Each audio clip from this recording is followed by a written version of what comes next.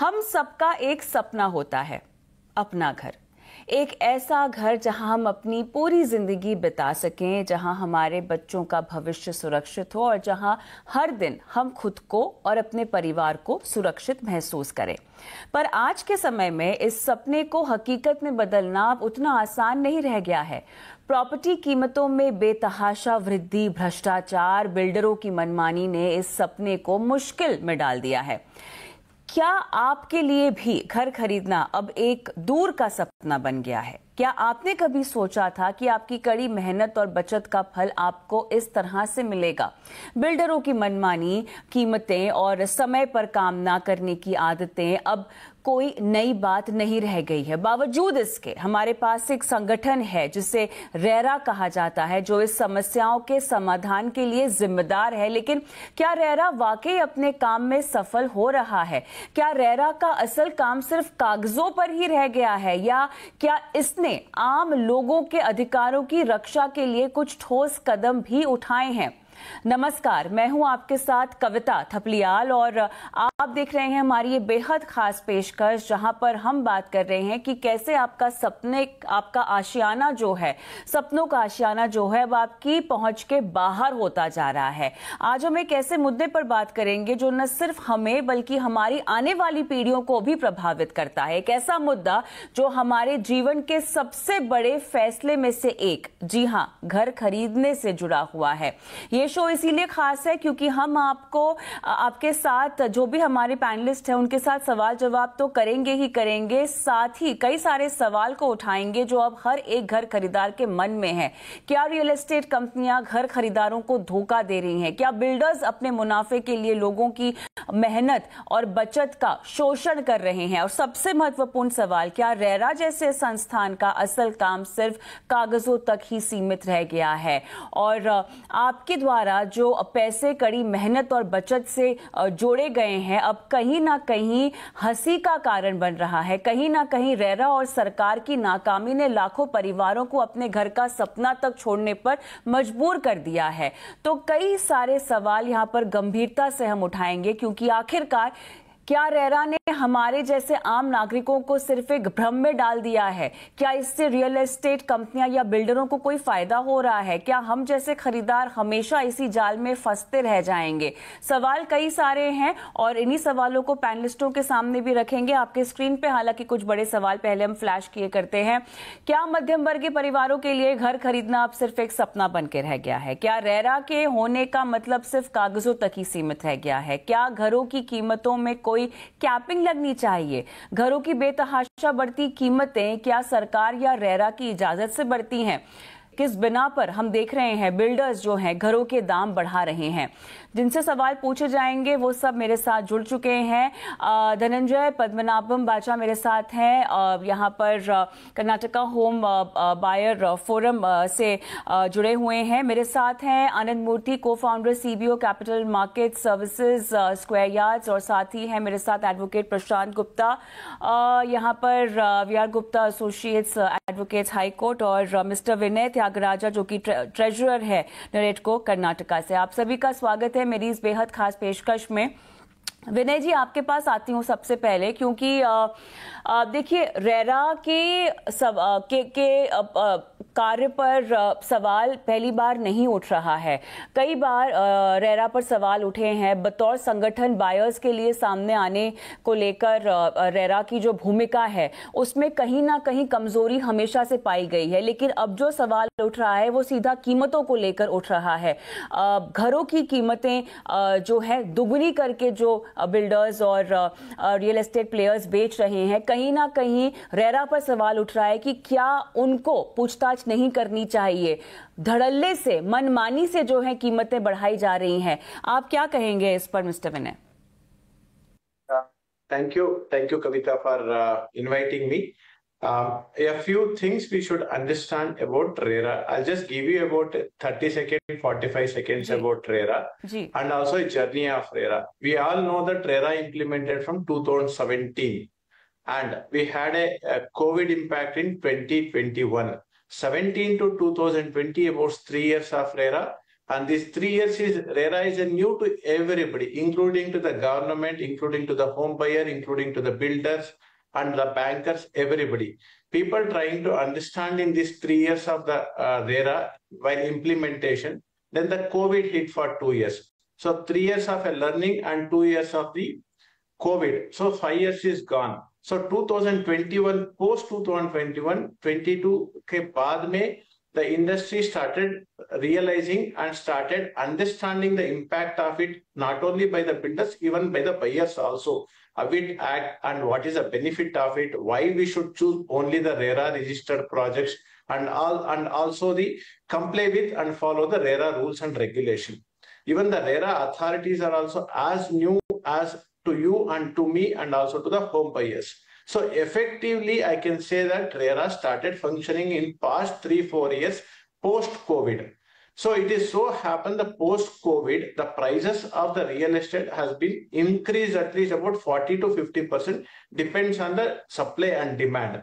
The 40 to 50%, not only with respect to the real estate, probably the average inflation itself about 6 to 7%. 5 years take about 35 to 40% of the inflation, which is by default.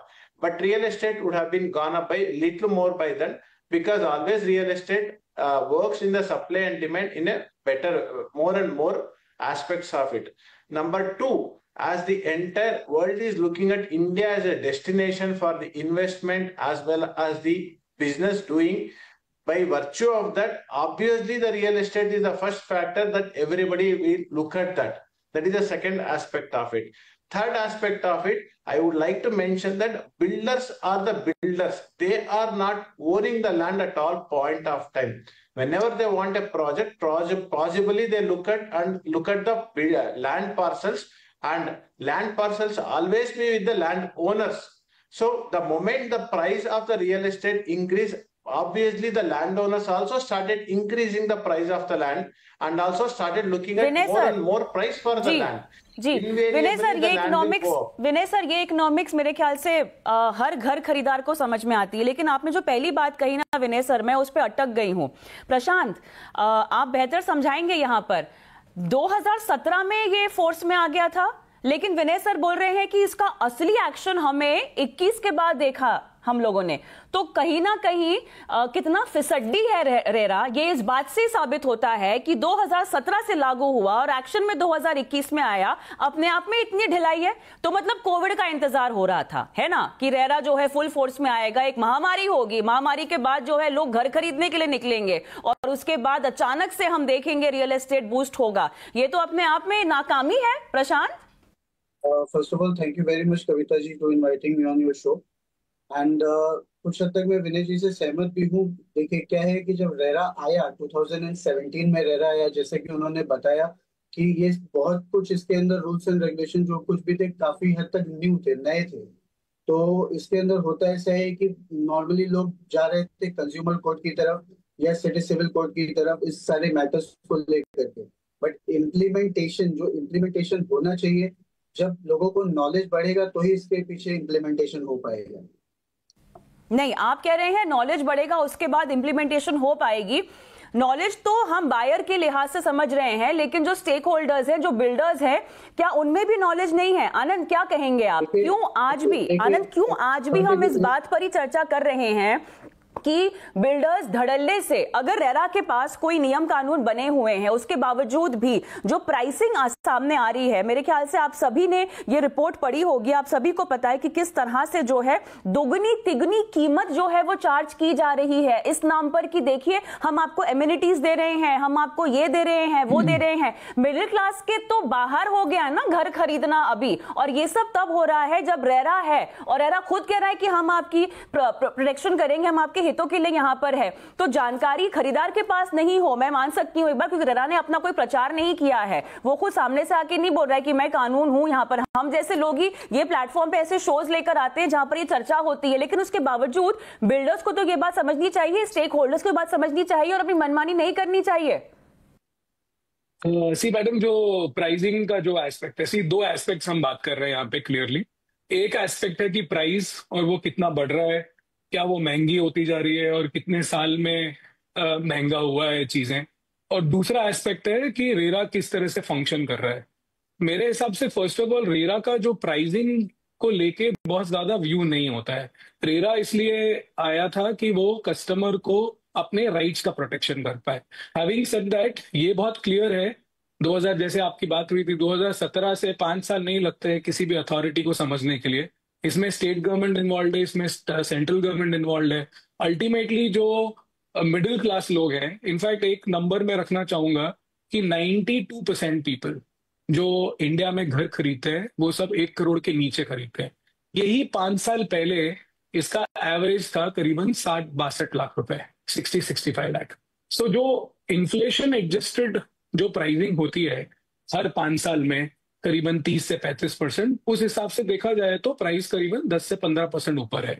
और 10 से 15% इसलिए भी ऊपर होगा क्योंकि करीबन 6 से 8% तक आपका सीमेंट स्टील का प्राइस बढ़ता है, लेबर कॉस्ट, लैंड का प्राइस हमेशा इंक्रीज होता है बिकॉज ऑफ वेरियस फैक्टर्स। सो हाँ, मैं ये मानता हूं कि एक एवरेज नागरिक के लिए घर खरीदना मुश्किल है, बिकॉज आज उस हिसाब से हमारी तनख्वाह भी नहीं बढ़ती है। सो इट्स बहुत सारे फैक्टर्स है इसमें। आज अगर 15 साल पहले अगर एंट्री जॉब लेवल्स 4 और 5 लाख रुपए पे थे, आज भी एंट्री लेवल जॉब्स पर जो नॉन प्रीमियम इंस्टीट्यूट से जो बच्चे निकलते हैं, करीबन 20 मिलियन, जहां तक मुझे मालूम है 20 मिलियन फ्रेशर्स निकलते हैं हर साल। 2 करोड़ लोग जॉब्स में आते हैं हर साल इंडिया में।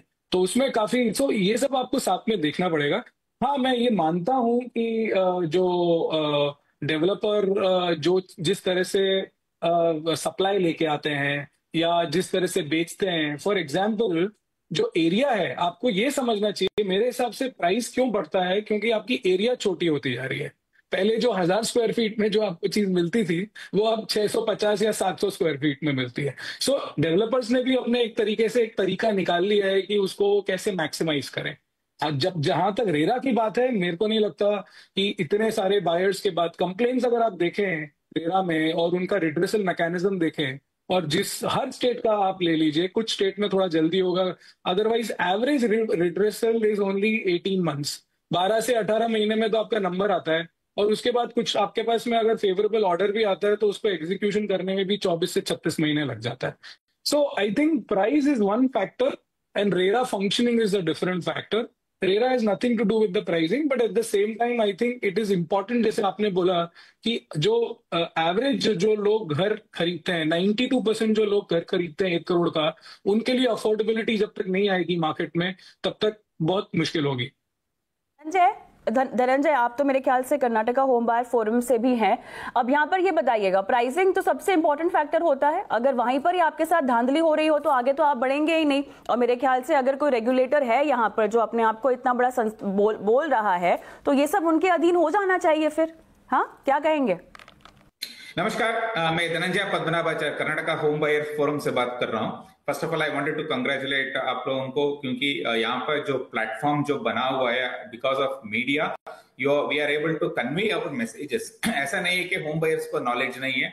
Home buyers forum has been set up 4-5 years back with the intention of educating home buyers through media and through social media or whatever, right? So we are trying to educate home buyers about their rights. लेकिन यहाँ पे जो regulator जो होता है, so what is a job of A regulator? Regulator का काम होता है जो ईज ऑफ बिजनेस जो होता है, जो बिल्डर घर बनाता है एंड लैंड ओनर लैंड देता है, उसका जो ट्रांजैक्शन कंस्ट्रक्शन करने के बाद उसको हैंड ओवर करो, right? Giving possession of A constructed house along with the land share to the home buyers is what the job of a builder that he is supposed to do. And उसका system जो है कौन बनाना पड़ेगा? इस RERA को, इस system को बनाना पड़ेगा। कर्नाटका में I want to put it on court, it is not just because of RERA. आज तक एक होम बायर, एक फ्लैट ओनर का नाम लैंड रिकॉर्ड्स में नहीं है। It is not only about the RERA which is failed, it is the entire bureaucrats, the government has failed to protect the interest of the home buyers even after having a regulator. अभी रेरा आने के बाद हम लोग सोच रहे थे कि एक रेगुलेटर आ गया and then we can protect our land rights.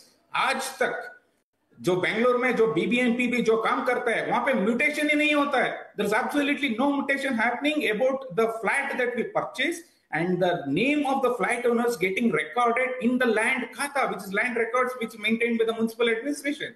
Even after 15 years of purchasing a flat, I have my land khata still reflecting the previous landowner name. Then what is the purpose of purchasing a flat without doing a mutation in the revenue records?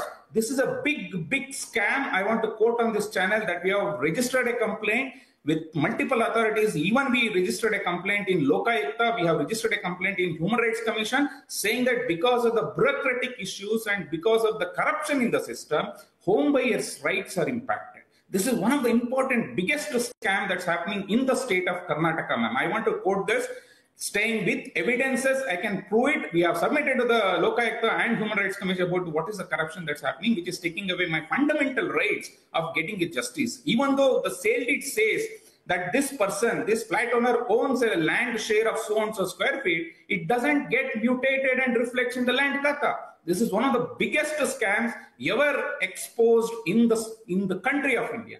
So this is one aspect. ऐसे बहुत सारे ऐसे मसले होंगे अलग अलग राज्यों में. प्रशांत बताइएगा, ये कोई नया मामला तो होगा नहीं आपके पास? जी कविता जी, देखिए ऐसा है कि जिस तरीके से मैंने आपको बताया कि इसके अंदर नॉलेज और अवेयरनेस की बहुत ज्यादा जरूरत है. जैसा कि सर ने भी एड्रेस किया है कि इसके अंदर बहुत सारे करप्शन इन्वॉल्व है, ठीक है, वो अपनी जगह पे, लेकिन एज अ कंज्यूमर सबसे पहले तो हमको ये देखना पड़ता है कि ठीक है, if we are going to purchase a house in any by any builder या किसी अपार्टमेंट को हम परचेज कर रहे हैं, तो सबसे पहला तो हमको ये देखना ही है कि वो रेरा रजिस्टर्ड है कि नहीं है. अगर वो रेरा रजिस्टर्ड है तो इसका मतलब आपका एटलीस्ट 50 to 60% ऑफ जॉब वहां पे डन होता है. जिस तरीके से कि लैंड का माफिया है, लैंड करप्शन है, तो इसका मतलब ये होता है अगर कोई भी प्रॉपर्टी रेरा रजिस्टर्ड है तो उसका मतलब ये है कि वो जो लैंड पे, जिस लैंड पे वो प्रॉपर्टी डेवलप हो रही है, उसका टाइटल एटलीस्ट क्लियर है और उस लैंड पे कोई भी डिस्प्यूट नहीं है, कोई लीगल डिस्प्यूट नहीं है. तो इस तरीके से कुछ अवेयरनेस को लेकर के हम. प्रशांत जी, कीमतों का नियंत्रण कैसे नहीं आ सकता रेरा के अंदर? कीमतों का नियंत्रण जो है या कीमतों की कैपिंग जो है, इसको क्यों नहीं लाया जा सकता? क्योंकि आज का मसला कीमतों का है, बाकी सब आपको रजिस्ट्रेशन में सारी डिटेल्स मिल जाएगी, सब मिल जाएगी, वो जानकारी है, लेकिन जो कीमतों को लेकर धांधली हो रही है ना, वो मेन मसला है. उस पर बताइए, वो नियंत्रण कैसे आ सकता है, वो कैपिंग कैसे आ सकती है? कीमतों को लेकर के कविता जी, गवर्नमेंट ने ऑलरेडी एक रेडी रेकनर नाम की चीज बनाई हुई है, जिसके नीचे आप कोई भी प्रॉपर्टी को खरीद नहीं सकते, लेकिन जो ऊपर की प्राइसिंग है उसके ऊपर कोई कैपिंग नहीं है. तो कविता जी, उसके अंदर क्या हो जाता है कि बहुत लोगों के पास ब्लैक मनी, वही तो प्रॉब्लम है विनय सर, वही तो प्रॉब्लम है. ऊपर की कैपिंग नहीं है, इसके कम में नहीं लिया जा सकता, लेकिन ऊपर नहीं. तो ये बताइएगा विनय सर, क्या कीमतों की किसी नियंत्रण को लेकर हम रेरा में बात कर सकते हैं? क्या उसको लेकर कोई भी प्रावधान है क्या इसमें? No, in the act itself, there is no provision to control the price, selling price by the builder to the end customer. So this is only a regulator. The authority has a regulate in terms of the development of the project and whatever they promise, the promises to be delivered to the customers. And RERA alone cannot do every aspects of the real estate. It also, there is a state government and the central government has to perform various other duties of it so that RERA can perform effectively. When a simple example, a builder is given 3 years of the time to complete the project. For him to complete, there are various other agencies, minimum 10 to 12 different agencies to cooperate, coordinate and issue the licenses, NOCs and completion certificates. And for your information, most of the projects are struggling to get the completion certificate within the due date, so which end up with having the more time for that. So in terms of the pricing control, RERA doesn't have a right or the obligation both to control the right, but only thing, in case if the builder promises to sell at this price and he cannot ask more price, RERA can direct the builder to collect whatever be the price which is promised. The same amount he cannot collect more than that. What he promised is something which RERA has a power. Beyond that, it doesn't have it. And as I mentioned that it is not the regulator. Regulator doesn't have a power to regulate the pricing mechanism of the RERA in terms of the builders. If so, in case if they wanted to regulate, it has to regulate various things because land prices are not regulated.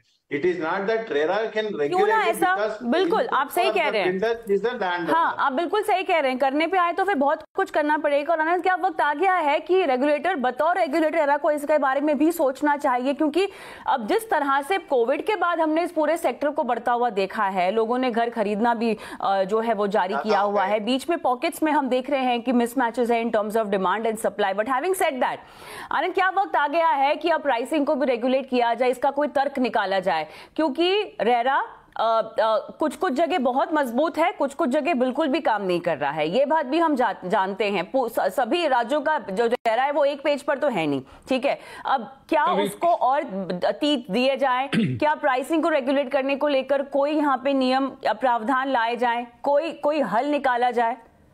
Kavita ji, typically क्या होता है जब price regulation की बात आती है तो दो तरह के प्राइस रेगुलेशंस होते हैं कंट्री में। आपने देखा होगा कुछ सेक्टर्स में हुए हैं, जैसे सिनेमा हॉल्स में है प्रोविजंस, सीबीएसई स्कूल्स में प्रोविजंस हैं। लार्जली व्हेन यू से पब्लिकली यूज्ड एनी इंफ्रास्ट्रक्चर में प्रावधान है, जैसे फॉर एग्जांपल हाईवेज हो गए, सी पोर्ट्स हो गए, XYZ, जहां पे लार्जर जनरल गुड के लिए है। See house is a personal sort of a thing, और जब भी आप कोई घर खरीदते हैं गवर्नमेंट को उसका एक स्टैंप ड्यूटी चाहिए होता है, बिकॉज स्टेट का मैक्सिमम रेवेन्यूज वहां से आती है। इस वजह से जो प्राइसिंग रेगुलेशन है वो फर्स्ट लेवल पे गवर्नमेंट वैल्यूएशन या रेडी रेकनर प्राइस या गाइडेंस वैल्यू डिपेंड करता है कि कौन सी स्टेट में आप, उसको इस तरह का नाम दिया जाता है और उसके बेसिस पे स्टैम्प ड्यूटी कलेक्ट हुआ जाती है। उसके बाद जो प्राइसिंग है वर्ल्ड ओवर, सी हम लोग जब we are also present in ऐसे UAE markets, Canada, Australia, India और भी बाकी सब जगह में कर रहे हैं, कहीं पे भी वर्ल्ड ओवर कोई प्रावधान नहीं है जहां पे प्राइसिंग रेगुलेट कर सके। बिकॉज अल्टीमेटली जो घर होता है वो एक अभी भी रोटी कपड़ा मकान में जो मकान होता है वो भी डिजायरस वैल्यू में होता है। अगर आप ये भी समझने की कोशिश करेंगी, जो 1 BHK में रहता है वो हमेशा ये सोचता रहेगा कि मैं कब 2 BHK में जाऊंगा, 3 BHK में जाऊंगा। मैं बॉम्बे में रहता हूँ, बहुत सारे बॉम्बे के लोग जो बोरीवली में रहते हैं वो लोग चाहते हैं कि वो टाउन में जाके रहे। सो प्राइस रेगुलेशन बहुत मुश्किल है, because it's a very aspirational product. मुझे नहीं लगता है कि कोई प्रावधान will be coming in the housing to regulate housing prices. Yes, affordability wise मेरे हिसाब से सेंट्रल और गवर्नमेंट को ये सोचना चाहिए कि वो GST, आज अगर मैं एक एवरेज होम बायर हूँ, जैसे मैं 1 करोड़ खर्च करता हूँ all inclusive price, if you look at the taxes जो करीबन फर्स्ट होम बायर के लिए कहीं कहीं कंट्रीज में फर्स्ट होम बायर के लिए रिलैक्सेशंस हैं। मैं प्रपोज करूंगा कि अगर वो फर्स्ट होम बायर्स के लिए अगर बेनिफिट करना है तो रिलैक्सेशन ऑफ स्टैम्प ड्यूटी जो 6 या 8% है उसको 1% किया जाए, जो GST है वो 0 किया जाए, and there are very mechanisms to figure out whether you are a first home buyer और not, and that is how you should basically look at pricing regulation. Little far fetched, मुझे नहीं लगता सरकार पर रह गया है, इम्प्लीमेंट कर पाए। सब कुछ सरकार पर आ गया है। धनंजय जी, आप क्या कहेंगे? Madam, just wanted to highlight, as a RERA regulatory authority, there is a way to take money from the home buyers. For example, there is a way to calculate the selling price. For example, the selling should happen based on the carpet area. I think many of the selling that happens in Karnataka or in few other states in India also, the selling is happening on something called super built up area, which doesn't exist. There is nothing called super built up area in the law books. Probably Prashant ji knows better. Super built up area law book mein nahi hai. It is only the carpet area. Based on the carpet area, the selling has to happen. This is as per the RERA.